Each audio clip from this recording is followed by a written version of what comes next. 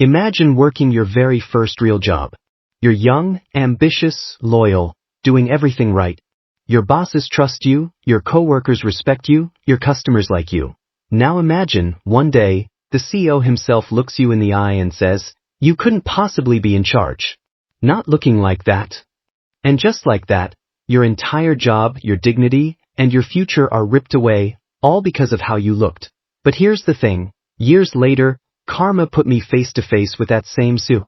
And this time, I held all the power. If you've ever dreamed of giving someone who wronged you a taste of their own medicine, hit that like button, smash subscribe, and get ready for one of the most deeply satisfying revenge stories you'll hear today. When I think back to my very first real job, I can still remember the smell of the freshly waxed floors, the hum of the refrigerators lining the aisles, and the steady rhythm of the cash registers at the front. I was only 16, and in my small town, opportunities for teenagers were scarce. The grocery store was the place to work. If you managed to land a job there, you weren't just earning money, you were proving yourself. You were part of the town's heartbeat. That I remember how proud I felt on my first day. The name tag they pinned to my chest seemed like a badge of honor. My duties were simple at first, stocking shelves late into the evening, sweeping up crumbs, mopping floors until they shone, and making sure everything was ready for customers the next day. It wasn't glamorous, but it gave me purpose. And the best part? My boss saw me. He didn't just see another teenager who might quit after a month or two. He noticed my work ethic, how I stayed a little longer if the shelves weren't quite right, how I didn't complain about late nights, how I actually cared whether the store looked its best. Slowly but surely, he rewarded that dedication. From stock boy, I was promoted to cashier. Suddenly, I wasn't just handling cans and boxes, I was interacting with the lifeblood of our community. The people. Customers began to recognize me, smile at me, and even choose my checkout line because they trusted me. I learned how to balance a smile while scanning groceries, how to stay calm when someone got impatient, and how to answer the same questions over and over without losing my cool. But the real turning point came after I graduated high school. My boss and the regional manager called me into the back office one evening. I thought I was in trouble, maybe I'd missed something while closing up. But instead, they told me they wanted me to step into the role of evening manager. I was stunned. I was barely 18, and they were entrusting me with the store at night. That meant overseeing employees, making sure operations ran smoothly, reconciling the day's sales, carrying deposits to the bank, and locking up after everyone left. It was a massive responsibility, and it filled me with pride. I wasn't just a kid with a part-time job anymore. I was becoming someone my coworkers relied on, someone customers respected, and someone management trusted, and the truth? I loved it. I thrived on the challenge, the rhythm, the quiet satisfaction of knowing I was running things while most of my peers were hanging out at the mall or cruising around town. IT wasn't just about the work either. The people made it special.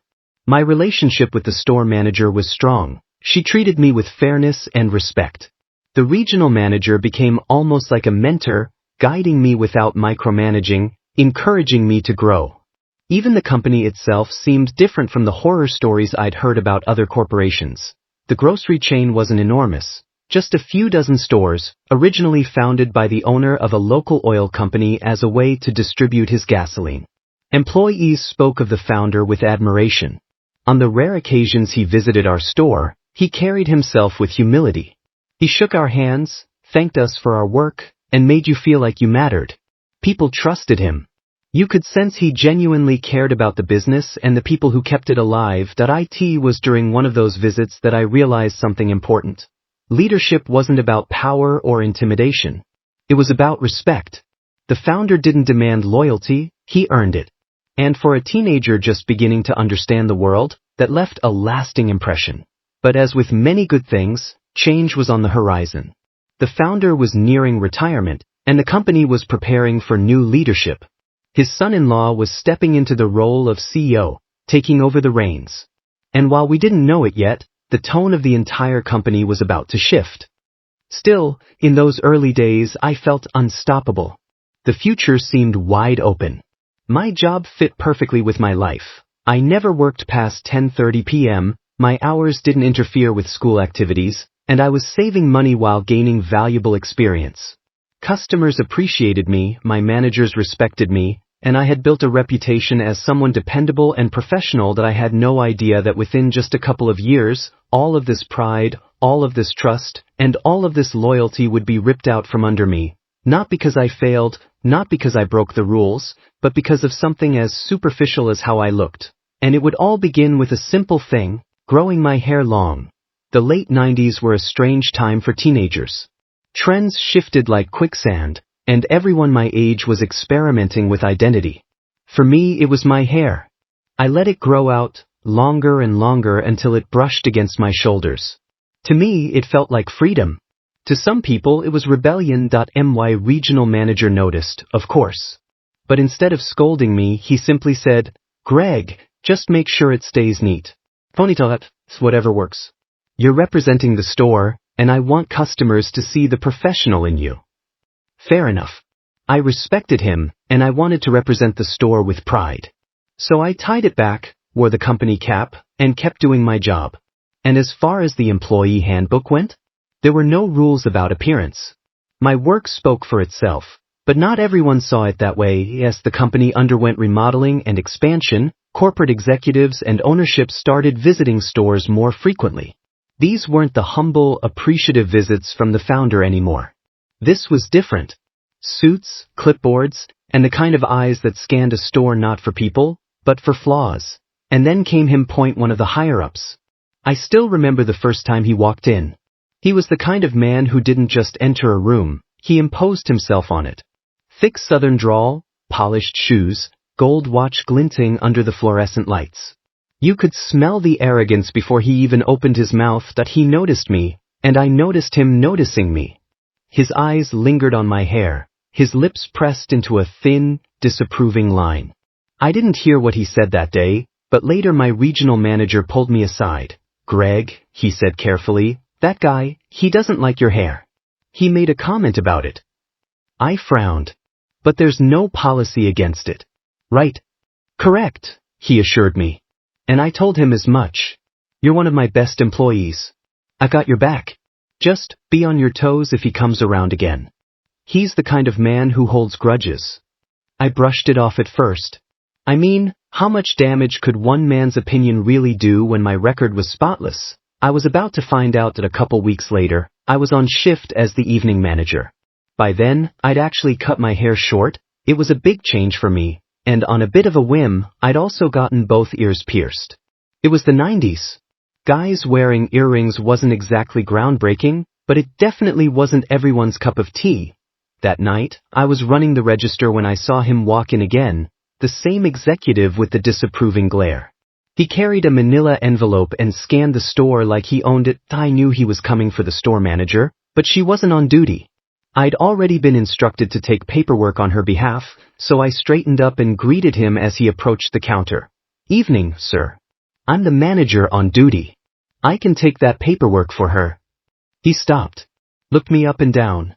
His jaw tightened. Then, with a voice that cut through the store like a knife, he said, You couldn't possibly be in charge.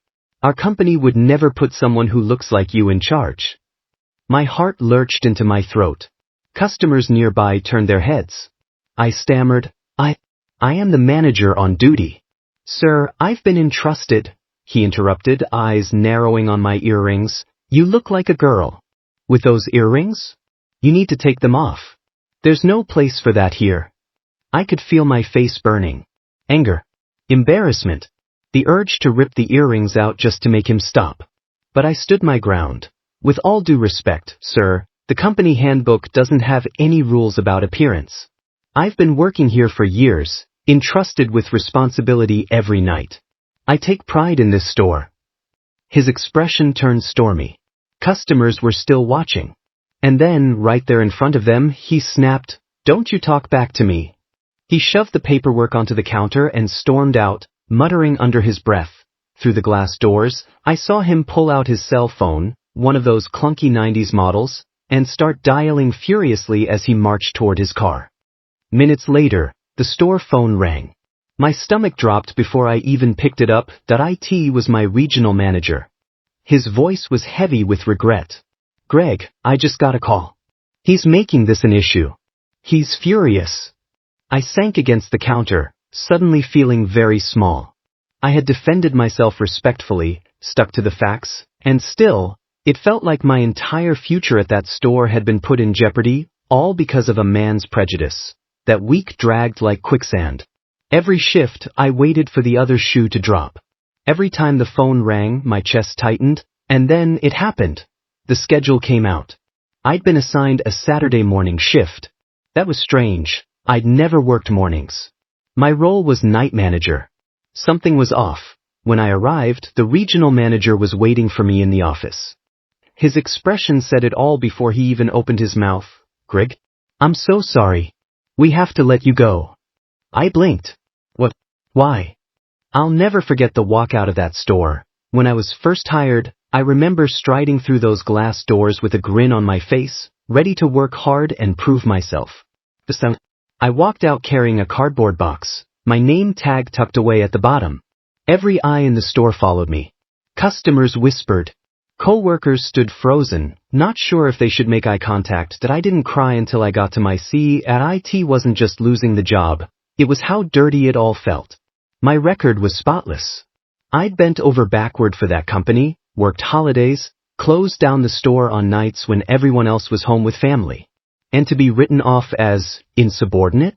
It was like they'd rewritten my entire character with one ugly word. For weeks, I spiraled. Every job application I filled out felt like a reminder of what I'd lost. Every time an interviewer asked, "Why did you leave your last job?" I swallowed hard and tried to make it sound less devastating than it was. But the truth gnawed at me. I hadn't done anything wrong. And that thought, that single truth, became my anchor point. One night, sitting at my kitchen table surrounded by rejection letters, I remembered something my regional manager had once said. "Greg, if anyone ever treats you unfairly here, document it. Always protect yourself." So I did. I dug out everything I had, old handbooks, pay stubs, written notes of my shifts, even little scraps of paper where I'd jotted down incidents. I realized I wasn't just mad, I was building a case. That's when I discovered the OC. For anyone who doesn't know, that's the Equal Employment Opportunity Commission. They handle discrimination cases. I didn't know if earrings and long hair would qualify, but what I did know was that I'd been singled out and humiliated by a man with power, and I'd been punished for it. I filed the complaint. Weeks later, I got the call. They were investigating. I'll admit, I was terrified. This wasn't just some workplace squabble anymore. It was the government stepping in. I pictured lawyers, courtrooms, all those legal dramas I'd seen on TV. But part of me felt vindicated. For the first time since that awful Saturday morning, I felt like someone was listening. The OC investigator interviewed me, my regional manager, and even some of my old coworkers. My regional manager was honest. He admitted he'd told the executive there were no appearance rules, admitted I'd been one of his best employees, admitted that the firing had come directly after that executive's complaint. That was the KEYMY case. Wasn't about hair or earrings anymore. It was about retaliation. I'd stood up for myself, respectfully pointed out the handbook, and instead of being respected, I was punished for it. When the company got the official notice of my claim, things shifted fast. Suddenly, I was getting calls from people I hadn't heard from in months. The tone was different now. Polite, careful. They weren't barking orders, they were negotiating. They offered me a settlement. At first, I almost laughed. They thought they could just hand me a check and make the humiliation vanish. Like money would erase the whispers from customers, the looks from coworkers, the months of self-doubt and rejection. Insubordination. My knees went weak. My chest tightened until it hurt to breathe. Insubordination? I had never once defied orders, never once earned so much as a warning. I was a model employee. And now, I was being tossed aside like garbage. That I tried to argue, to understand. But deep down I already knew the truth. This wasn't about insubordination. This was about him. The corporate bully. The man who decided I didn't look the part. And just like that, everything I had built, the trust, the pride, the sense of belonging, was stripped away. But what they didn't know was this. I wasn't about to let it end there. But then my lawyer, because by then I'd gotten one, explained something to me. "Greg, this isn't about pride. This is about leverage. You hold the cards here. They fired you unlawfully. They retaliated. And they know it. Take the settlement, and you don't just get justice, you get closure. Closure. That word stuck with me, so I pushed. I negotiated. I didn't settle for their first offer, or their second. I made them sweat, just like they'd made me sweat waiting for that phone call, waiting for the other shoe to drop. And finally, they cut me a check big enough to not only cover the months I'd been out of work but to give me a cushion for my future. I remember the day the settlement check arrived. The envelope was thick, official looking. My hands shook as I opened it. There it was. Proof that I hadn't been crazy. Proof that I hadn't just imagined the injustice.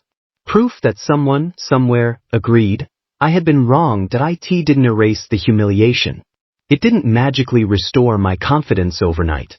But it gave me something priceless, the power to move forward. And yet, as satisfying as that moment was, there was still a bitter taste in my mouth. Because the executive who'd humiliated me, he was still out there. Still holding his title. Still free to do the same thing to the next kid who didn't look the part. That thought lit a fire inside me. I wasn't done yet. If he thought firing me was the end of the story, he had no idea what was coming. The settlement gave me breathing room, but money only goes so far. What really mattered was proving to myself that I wasn't broken. That I still had value beyond one man's opinion about how I looked. So, I got back to work. I started small, retail jobs here and there, temp shifts stocking shelves, cashier gigs that barely covered gas. But something inside me had changed. I wasn't just showing up to work anymore. I was learning. Every rude customer, every careless manager, every shift that dragged into the early hours, I filed it all away. I studied people, studied systems, studied what made businesses thrive and what made them rot from the inside. It was like I was building an invisible toolbox, and slowly, piece by piece, I climbed. After a year of grinding, I landed a position as an assistant manager at a mid-size store across town. It wasn't glamorous, but it was a step up. And with every promotion, with every new set of responsibilities, my confidence grew. I kept my hair long. I kept the earrings.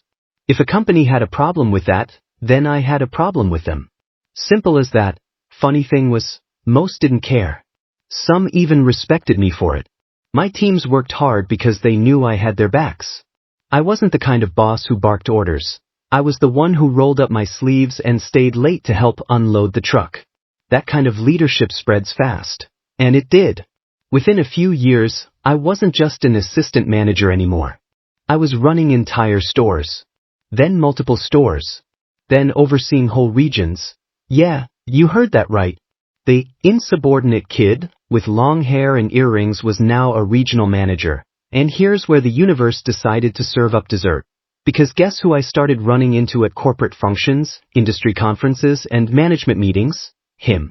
The executive.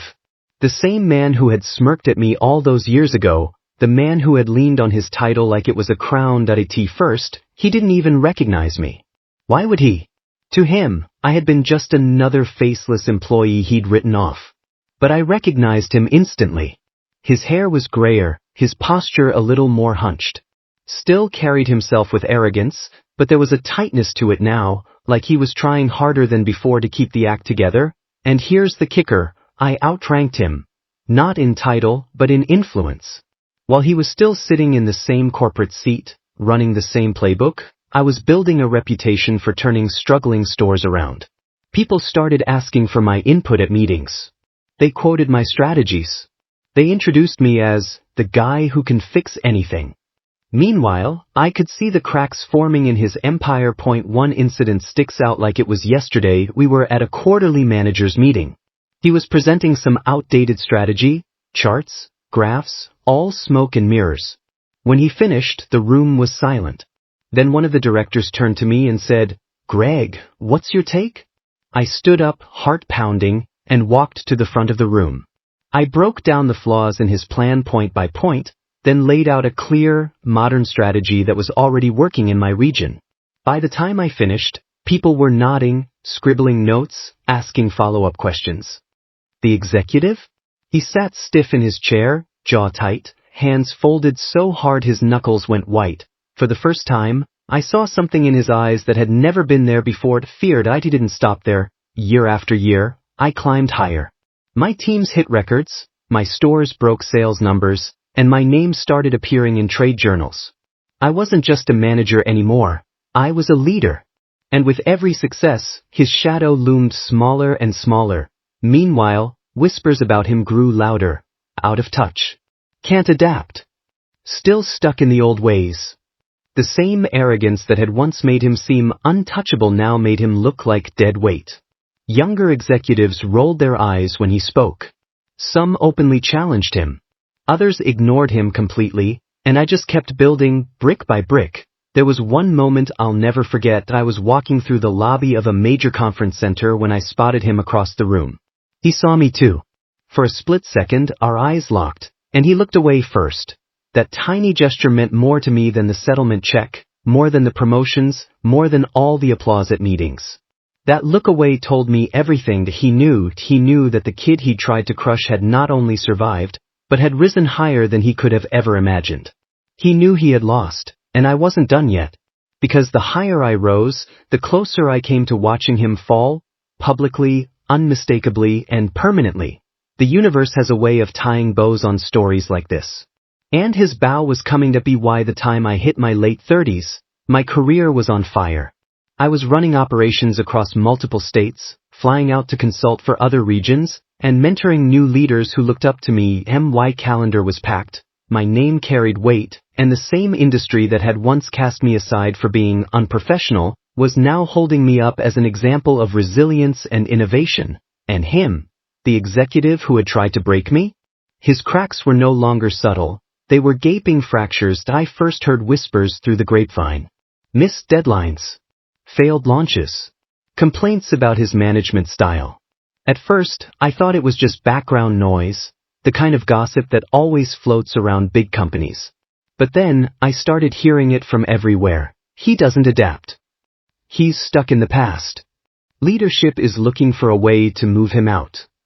I didn't celebrate. Not yet. But I listened. Closely. Then came the day I'll never forget. I had been invited to a high-profile conference. One of those events where all the big players gather, network, and show off their vision for the future. The keynote speakers included industry pioneers, innovators, and yes, him. I sat in the audience, watching as he shuffled up to the stage. The man who had once carried himself like a king now looked small. His suit was a little too big, his posture slightly slouched. He launched into his speech, and within minutes, it was clear, he hadn't kept up. His vision was a recycled mess of outdated strategies, jargon-heavy slides, and hollow buzzwords. The audience didn't even try to hide their boredom. Some checked their phones, others whispered to each other, and a few flat out walked out. And then it happened that he froze mid-sentence. I don't know if he lost his place, panicked, or simply realized in that moment that he no longer commanded the room. But for what felt like an eternity, he stood there in silence, staring out at the crowd. When he finally stumbled through the rest of his presentation, the applause was polite at best. Pity claps. And I sat there in the third row, watching the man who had once looked at me with smug superiority now drowning under the weight of his own irrelevance. Not long after, the rumors became official. He was quietly transitioned out of the company. No big announcement, no farewell tour, no glowing press release. Just gone. I later found out through a mutual contact that he had been offered a consulting position, a polite way of saying, "We don't want you here anymore, but we'll give you a soft landing." The man who had once held my future in his hands had been reduced to a footnote. When I heard the news, I didn't celebrate with champagne. I didn't call anyone to brag. I didn't even post about it. Instead, I went home, sat on my porch with a cup of coffee, and let the satisfaction wash over me. It wasn't just about revenge. It wasn't even about karma. It was about justice. Because here's the truth. People like him can only climb so high before the cracks in their character catch up with them.